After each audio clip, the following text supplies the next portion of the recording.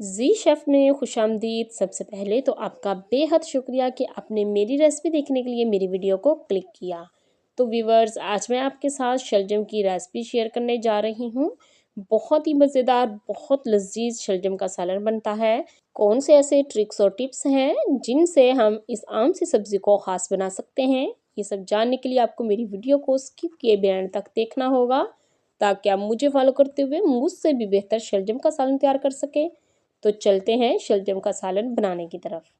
बिस्मिल्लाहिर्रहमानिर्रहीम। यहाँ सबसे पहले मैंने 1 किलो शलजम लिए हैं, इनको मैंने ऐसे बारीक काट लिया है। तो अब हम इनको सबसे पहले बॉयल करेंगे। बॉयल करने के लिए मैंने एक देचकी ले ली है। ये शलजम हम इस देचकी में डालेंगे। 2 गिलास हम इसमें पानी के डाल देंगे, अगर आप चाहें तो 3 गिलास भी डाल सकते हैं। तो अब हम इस देचके को चूल्हे पर रखेंगे और मीडियम फ्लेम पर हम इसे बॉयल करेंगे। बॉयल हमने इसको 80% तक करना है। बॉयल करने के बाद मैं आपको दिखाती हूँ।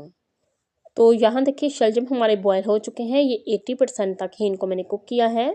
अब हम शलजमों को एक बाउल में निकाल लेंगे।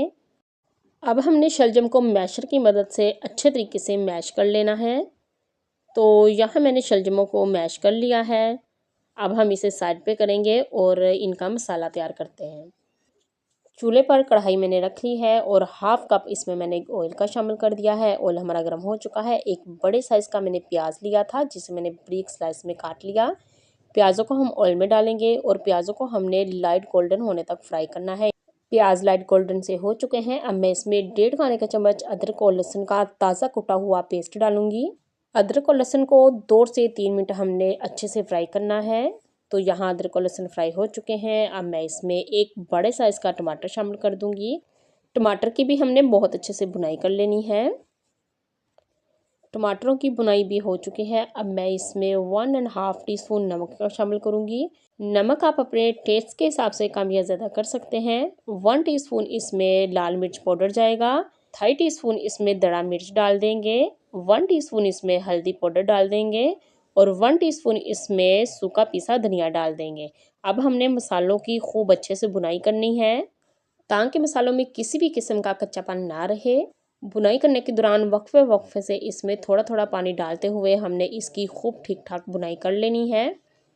तो यहाँ हमने मसालों को बहुत अच्छे से भून लिया है। अब मैं इसमें शलजम डाल दूंगी जो हमने मैश करके रखे हुए थे। साथ ही में 4 अदद इसमें सब्ज़ मिर्चें डाल देंगे और इसको अच्छे से मिक्स करेंगे। अब हम इसमें 1 खाने का चम्मच चीनी शामिल करेंगे। चीनी से सालन हमारा मीठा नहीं होगा, इससे शलजम का टेस्ट बहुत अच्छा बनता है। मेरे कहने पे आप एक बार इसको ज़रूर डालकर देखिएगा।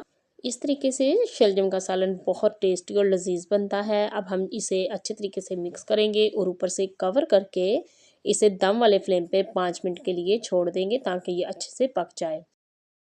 इसे रखे 5 मिनट हो चुके हैं। अब हम कवर हटाएंगे और हमने मीडियम फ्लेम पर इसकी खूब अच्छे तरीके से बुनाई करनी है, ताकि इसके अंदर जो पानी है वो खुश्क हो जाए।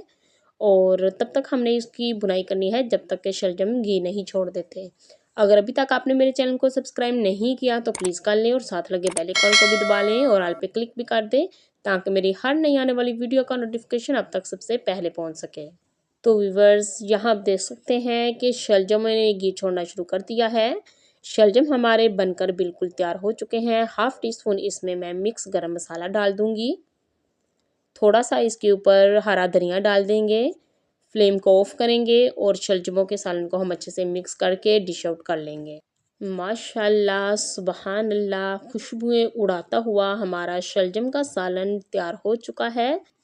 इसकी कितनी डिलीशियस लुक लग रही है। ये बहुत मज़ेदार सालन बना है। देखने में जितना अच्छा ये लग रहा है, खाने में इससे भी कहीं ज़्यादा टेस्टी सालन ये बना है। अगर आपके बच्चे शलजम खाना पसंद नहीं करते तो प्लीज़ आप मेरी इस रेसिपी को फॉलो करते हुए एक बार इसको ज़रूर बनाएं। तो इंशाल्लाह आपके बच्चे बेहद शौक से खाएंगे और बार बार फरमाइश पे बनवाया करेंगे। आप इसे एक बार ज़रूर ट्राई कीजिएगा और मुझे कमेंट्स में बताइएगा कि आपको मेरी ये रेसिपी कैसी लगी। उम्मीद है आज की वीडियो आपको बेहद पसंद आई होगी। वीडियो अच्छी लगी तो इसे लाइक कीजिए और ज़्यादा से ज़्यादा शेयर कीजिए, ताकि ये आसान सी रेसिपी हर किसी के पास आसानी से पहुंच सके।